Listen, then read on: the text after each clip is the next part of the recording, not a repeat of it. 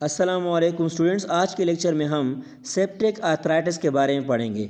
Arthritis means inflammation of the joints. Arthritis की different types हैं। इसमें जो सेप्टिक आर्थराइटिस है वो एक ऐसी कंडीशन है जिसमें बॉडी में अगर कहीं भी इन्फेक्शन हो जाए तो उसका जो काजिंग एजेंट है वो मेनली ब्लड के थ्रू ट्रेवल करके जॉइंट स्पेस को इन्फेक्ट कर देती है, जिसकी वजह से जॉइंट की इन्फ्लेमेशन होती है। ये एक मेडिकल इमरजेंसी है जिसमें बहुत रेपिडली जॉइंट की डिस्ट्रक्शन हो जाती है। इसके रिस्क फैक्टर ये है कि ये मेनली इम्यूनो कम्प्रोमाइज होस्ट को अफेक्ट करती हैं। इम्यूनो कम्प्रोमाइज पीपल वो होते हैं जिसमें इम्यूनो सिस्टम लो होता है। फॉर एग्जांपल जो डायबिटिक के पेशेंट हैं, HIV के जो पेशेंट हैं और एल्डरली जो पीपल है उसमें इम्यूनो सिस्टम कम्प्रोमाइज़ होता है। इसके अलावा डैमेज जॉइंट्स, वो जॉइंट्स जो पहले से डैमेज हो गए हैं। फॉर एग्जांपल जो रोमेटॉइड अर्थराइटिस के पेशेंट हैं, ऑस्टियो अर्थराइटिस के पेशेंट हैं, गाउट और अगर जॉइंट को कोई ट्रामा हो गया है तो इसमें इसके रिस्क इंक्रीज होती हैं।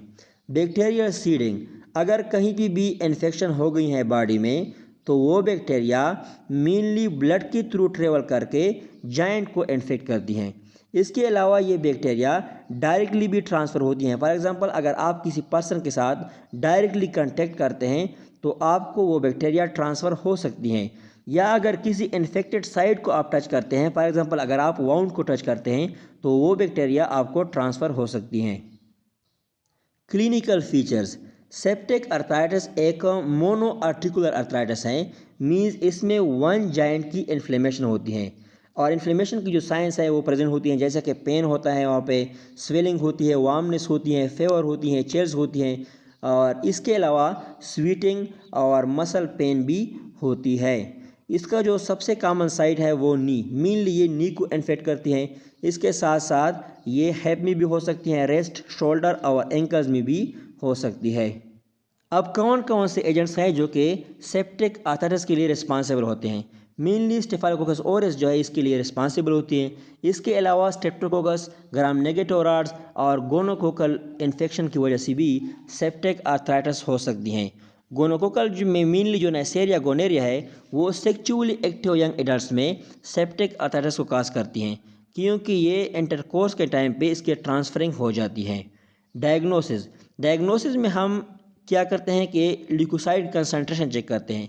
मेनली इसमें क्या होती है कि ल्यूकोसाइड कंसंट्रेशन इंक्रीज़ हो गई होती है, चूँकि ये एक इन्फेक्शन की वजह से होती है, इस वजह से ल्यूकोसाइड कंसंट्रेशन इंक्रीज़ होती है।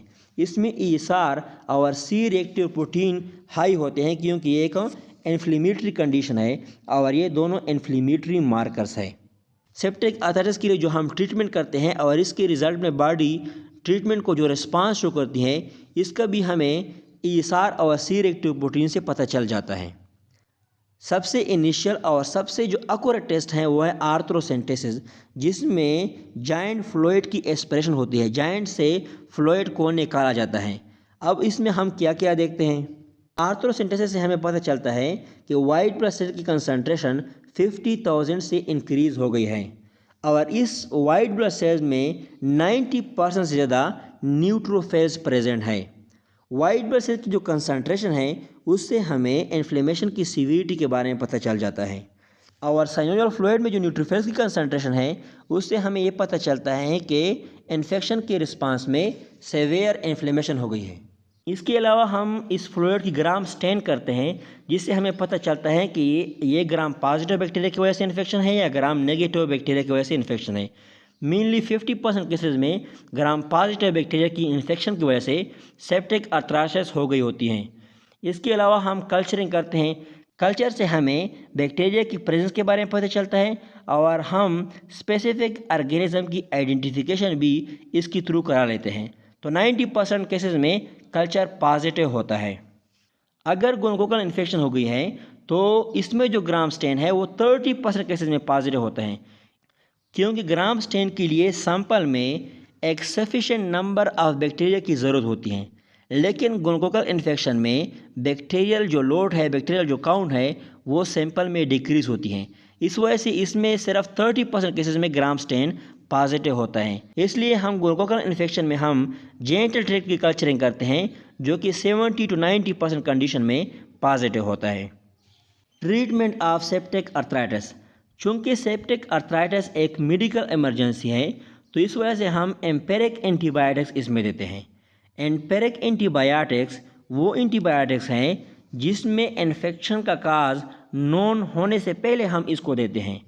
हम ये सस्पेक्ट करते हैं कि ये जो इन्फेक्शन है इस वजह से होती हैं और फिर उस ऑर्गेनिज्म की हम एंटीबायोटिक्स देते हैं, क्योंकि अगर आप लेबॉरेटरी टेस्ट के लिए इंतज़ार करेंगे तो पेशेंट की डेथ भी हो सकती है। इसमें हम पहले इंट्रावेनस एंटीबायोटिक्स देते हैं जो कि 2 वीक्स के लिए पेशेंट कंटिन्यू करते हैं। फिर इसके बाद हम 4 वीक्स के लिए ओरल एंटीबायोटिक्स देते हैं। इस मीन्स टोटल 6 वीक के लिए हम एंटीबायोटिक कोर्स को कंटिन्यू करते हैं।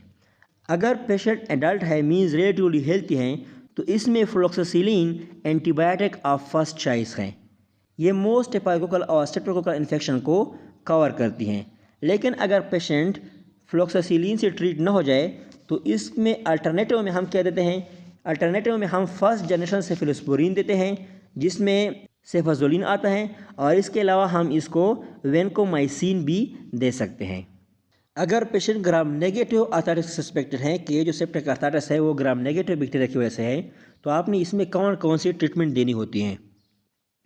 Gram negative arthritis mainly elderly patient में होती हैं, इम्यूनो कम्प्रोमाइज पेशेंट में होती हैं या गैस्ट्रो इंटेस्टाइनल इन्फेक्शन के पेशेंट में होती है।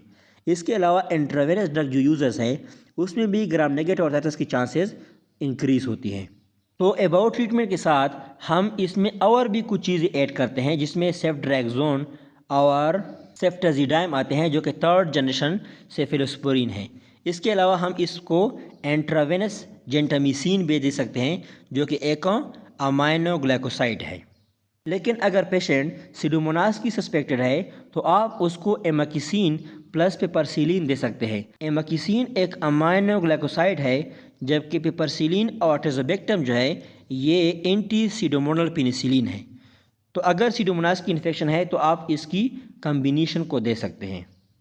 और अगर पेशेंट गोनोकोकल की सस्पेक्टेड है कि ये गोनोकोकल इन्फेक्शन हो सकता है जो कि mainly sexually active young adult में होता है, तो आप उस पेशेंट को सेफ्ट्रैक्सोन और सेफोट्रैक्साइम देंगे जो कि 3rd जनरेशन सेफलोस्पोरिन है।